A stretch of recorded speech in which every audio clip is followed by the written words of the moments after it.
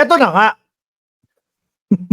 Rekta na agad tayo dito. Reactionan natin itong video na ito, mga kababayan, na ginawa ni Mima Alicia, mga bossing. Mitch TV, 182 like. Salamat sa iyo, madam. Umpisahan na po agad natin, mga bossing. Mima! Wala nang intro-intro, pasok!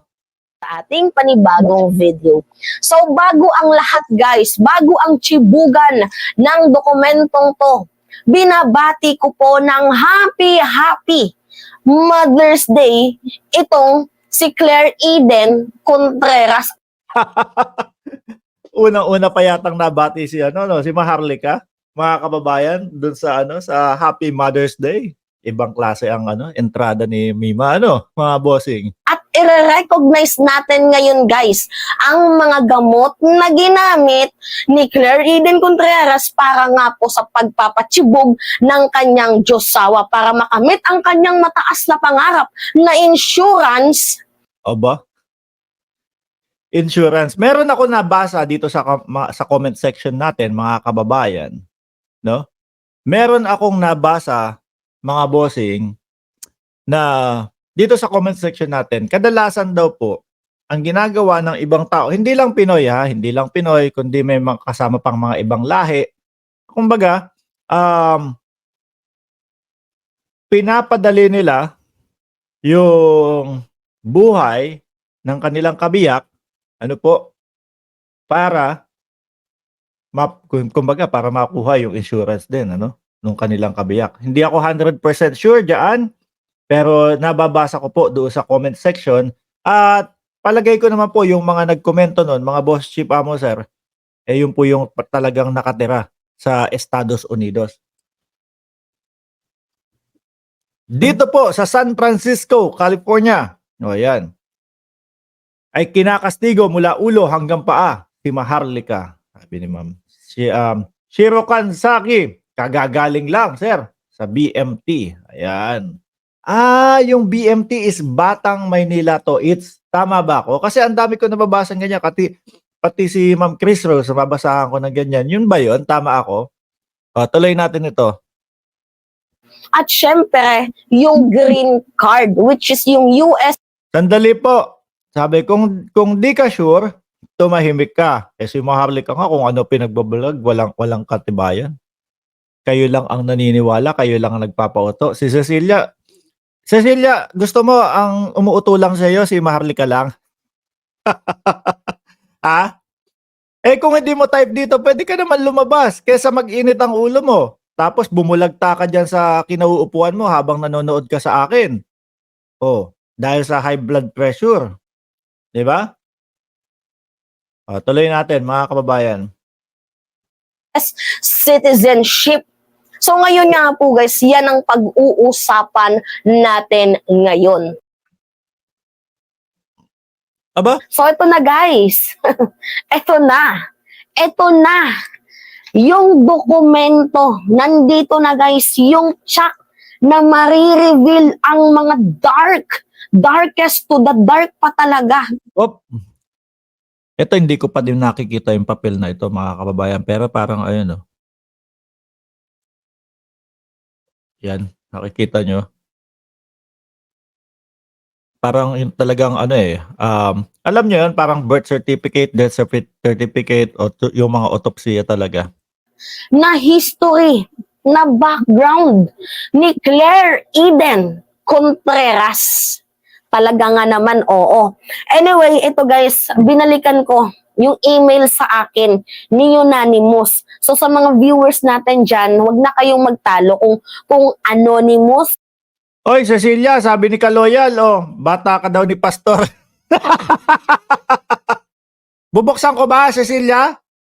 Gusto mong buksan ko yung dokumento? Kaso rene-review lang natin paano ko bubuksan. Sabi mo kay Mima Alicia, ipakita sa iyo ng personal. Hindi yun ang gagalaiti ka dyan, Comment ka lang dyan, Tsaka comment mo na din kung pang ilan yung like mo. For sure yan, hindi magla-like yan, mga kababayan. At kung sino ka man na hinayupak ka, nakatabi nitong si Cecilia, baka naman, baka naman pwedeng painumin mo ng tubig yan kaysa naman mahimatay sa gilid mo yan. Oh. Palmolive girl.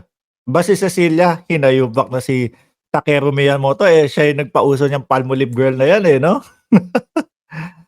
Tuloy. Unanimous, something else like that. Anyway, Unanimous yung pangalan ng sender. Unanimous. Yuna nga guys, Y-O. Oh, yun yung pinaliwanag ko kahapon mga kababayan. Kasi nakita ko doon sa, nung pinanood ko, yung video ni Mima Alicia, yung una, mga boss chief amo sir, nakita ko Yona. Y-O-N-A. Nanimous. Something like that, ano? So sa comment section, binabash siya ng mga DDS. Babasa po ako ng comment section dyan eh. Binabash siya ng mga DDS. Spelling pa lang, hindi mo na alam agad. Yun na eh. O, yung ganun daw po. Anonymous, da. Pero sabi ko nga po kahapon, yung pangalan mismo is Unanimous. Y-O-N-A, yun yung nakita ko, mga kababayan. Kasi kapag po mahina ang utak mo, ang gagawin mo para ikaw ay, kumbaga, makasabay doon sa usapan, mga kababayan, magkokomento ka kahit ano lang, kagaya niyang si Cecil, o gigil na gigil. Cecil, okay ka lang dyan? O, di ba? Kagaya niyang si Cecil, gigil na gigil. So, ang gagawin mo, basta makasabay ka lang doon sa usapan, kahit ano, ikokomento mo. Di po ba? O, matagal nang nakapikit si Mima dito. Mima, pasensya na. Ano ko eh, pinapaliwanag ko yung video mo eh. Ma'am Madonna Villanueva, salamat po, madam. Appreciate po, ma'am. O-N-A, Unanimous ang pangalan ng sender. Huwag niyong pagbalunan kung anonymous sender, unanimous sender. Si Yuna po ang pangalan ng nag-send. So lilinawin ko kasi baka mamaya tayo hindi nyo kayang i-bash ng i-bash tong si Mima Alicia eh. Sa mga DDS, mas matalino pa sa inyo to eh. Sabi ni Shinri M, 270 likers here. Good evening. Salamat po. Skip nating onte. Skip ko lang ha. O, dahil yan yung paliwanag sa Yuna eh.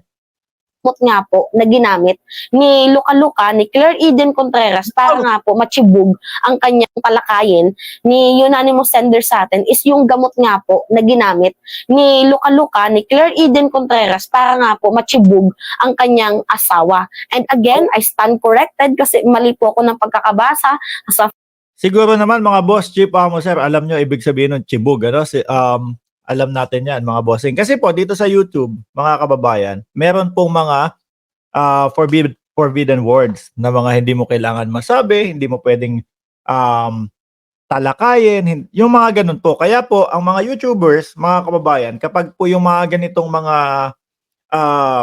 usapin, kailangan po naming humanap ng other words na pampapalit doon. No po? Para hindi ma-detect ni YouTube. Kagaya na lang po ni Maharlika. Oh, 'di ba? Kaya yung mga words niyan talagang kung ano-ano, 'di ba? Mga kababayan. Madami siyang nai-inventong words. Oh. first vlog ko na sinabi ko 57 years old kasi nakalagay dito guys sa autopsy is 75 years old. Anyway, ito guys, alam nyo ha, nalulungkot ako sa babaeng to at the same time naawa ako sa'yo, Maharlika. Alam mo, binibigay naman pala sa'yo lahat ng gusto mo. Lahat ng luho mo kasi kahit social climber ka, kahit alam ng pamilya na lalaki na pera lang yung habol sa'yo, pinagkatiwalaan ka nila. Aba, social climber pala. Kaya pala, eto ma-relate ko lang mga kababayan. Kung maaalala natin, yung sinabi ni First Lady, nag-message sa akin yan, kanay ganito, ganyan. Tapos pagpunta daw dun sa loob ng bahay nila. Picture, video daw dun sa loob ng bahay nila. Ganun. Kaya nga sabi ni First Lady sana worth it yung pera na kung ano man yung natatanggap niyang pera, no? Doon sa pagpapalit, kumbaga pag-iwan sa pagkakaibigan nila ng First Lady, di ba? Tuloy. 547, Sir Mark. Magandang gabi po. God bless, sabi ni Susie De La Cruz. Tuloy. Tinuring ka din pala nilang pamilya. Pero ano yung ginawa mo? Binaboy mo. Di ba? Hindi mo lang binaboy yung lalaki, bagkus binaboy mo ang pagkatao nating mga Pilipino. Kaya wala ka palang kaibigan dyan sa Amerika. Kasi natatakot sa'yo. Mabigat yung mga binibitawan ni Mima Alicia dito, no, mga kababayan. Tuloy. Diba? Mantakin nyo guys, kung mahal mo yung asawa mo, wala man lang akong nakitang picture ni Maharlika na kasama ang kanyang asawa. And itong mga sinasabi ko guys, according ito sa sender natin. Kasi tayo mga bossing, di ba? Lalo na pagka proud na proud ka do sa SME mo o sa ano mo, sa kasama mo, di ba? Talagang picture ka dito, picture ka doon, post ka ng magkasama kayo, post ka dito. Eh, wala daw silang nakikita na pictures na kumbaga, eto, masaya kami, ganito, bla bla bla. Di ba? Simpleng katunayan po, mga kababayan. Sabi ni Judy Erica Corpus, 270 like. Na si Unanimous na nung November 3 niya pa nga po guys sinend, and ngayon ko nga lang po nakita kasi sa sobrang paghanap ko ng tracking number kung kailan nga po darating ang ating pangalawang silver play button, ito yung aking nakita na Ayan, congrats na din natin si Mima Alicia. Mahaba to, Mima. Aabot kami ng 2 oras dito. Baka ako yung maunang mategi dito. Anyway, pinanood ko na din to, mga kababayan. Pinanood ko na. At doon sa napanggit, no, mga boss chief amo, sir, opioid at yung anti-freeze, mga bossing. Ito po yung itsura niya. Nasaan ba yun? Tanggalin na natin si Mima Alicia, ha? Medyo, Mima, aabot kami ng 2-3 oras dyan. Alam ng mga viewers natin, hindi ko kaya umabot ng ganun kahaba eh. Ito nga po yung anti-freeze, mga kababayan. Dali. Ito. Dali, si BP yun eh. Mamaya natin topic yan. Ayan. Nung isang linggo po, mga boss chief amo, sir, parang bumili ako niyan, reserva ko para dun sa sa sasakyan ko. Para, yan po, ginagamit yan, mga kababayan, para hindi mag-overheat yung iyong sasakyan. Tama ba? Para hindi mag-overheat. Kumbaga, coolant na din po. Anti-freeze kung sa ibang bansa, baka siguro ginagamit naman yan para hindi mag-yellow yung kanilang radiator, para hindi mahirap mag-start, mga boss, chief amo, sir. Pero dito po sa amin, mga kababayan, coolant ang coolant ang pinaka main purpose niyan para hindi mag-overheat yung sasakyan mo, mga bossing. So ngayon, base po dito sa tawag dito, sa vlog ni Mima Alicia, mga kababayan, unti-unti daw po itong ipinapainom. Grabe dahil walang lasa. Yun po yung pagkakaintindi ko, mga kababayan. Si GV 349 likers, shout out boss Mark, shout out po. Sir Mark, bakit tahimik si Maharlika sa issue na to? Takot ba siya? Kasi totoo hindi natin alam kung bakit po, mga kababayan. Siguro baka pinag-aaralan pa kung ano yung isasagot dito, mga bossing, chief amo, sir. So ngayon, all-weather coolant yan, sabi ni Blans 19. Linagay ko sa sasakyan ko para in case of emergency, pero hindi ka naman laging magpapalit nito eh. Po. Ang tanong ko lang, ano kaya ang lasa nito? Dahil sabi wala daw lasa eh. Kasi yung ibang, minsan ang kulay niyan, mga bossing, pagka hinalo mo, may pink tsaka may green. Kung di ako nagkakamali. May pink at may green. No? So ngayon, saan ba ihinahalo? Kung sa tubig lang, wala. Kung hahalo. Baka po kape. Mga ganyan. Mga boss, chief amo, sir. Di ba? Pwedeng sa kape, mga kababayan.